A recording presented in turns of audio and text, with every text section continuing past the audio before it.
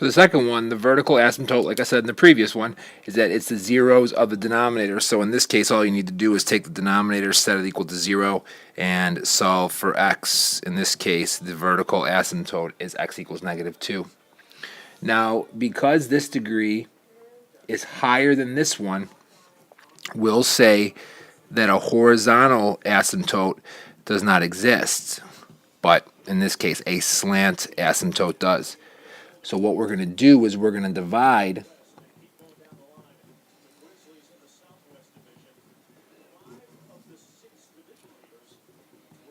the numerator by the denominator.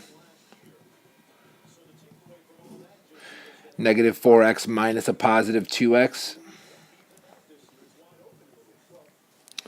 Negative 6x divided by x is minus 6.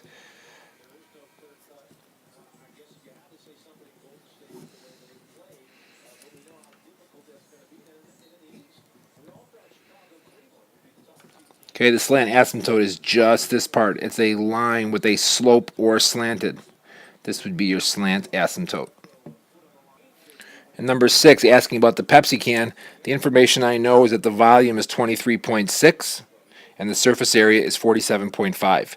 So what I will do is I am going to solve for h. You could solve for r if you'd like, but in this case it involves square roots and it becomes messy per se. So to solve for h, I'm going to divide by pi r squared to both sides, pi r squared. You get h equals 23.6 over pi r squared. Now what I'm going to do with this value, this expression, is substituted for h over here. So my new one becomes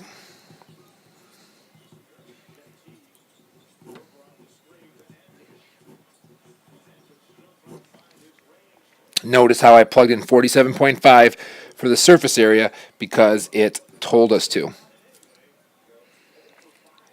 When simplifying this equation from left to right, I notice that this pi and this pi simplify to 1 or cancel. This r takes one of these r's. So I'm going to do 2 times 23.6, and I am going to get 47.2 all over. Notice how there's still an r remaining. I am going to put these equations into my calculator, and I am going to look to see where they intersect. This will be y1, this will be y2. 47.5 was my y1, and then 2 pi, I used x for r, x squared plus 47.2 divided by x. My window was the appropriate scale so I could see it a little bit better, and then when I hit graph, this is where the graph intersects. Now I'm going to look to see where they intersect by using second trace, which takes me to calculate. I will then go to number 5, intersect. Move my cursor over near the first intersection. Enter, enter.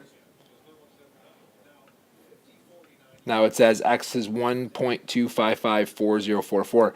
That's going to be one possible radius. The other possible radius is doing the same step, intersect, moving it over to the intersection of the two, and I get 1.8977344.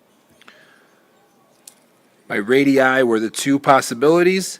I plugged both of these into this formula that we did earlier, squared both of them, divided. Now when you're using your calculator, you need to make sure that you use parentheses. If that pi is outside, you will get different answers. My corresponding heights are 4.77 and 2.09.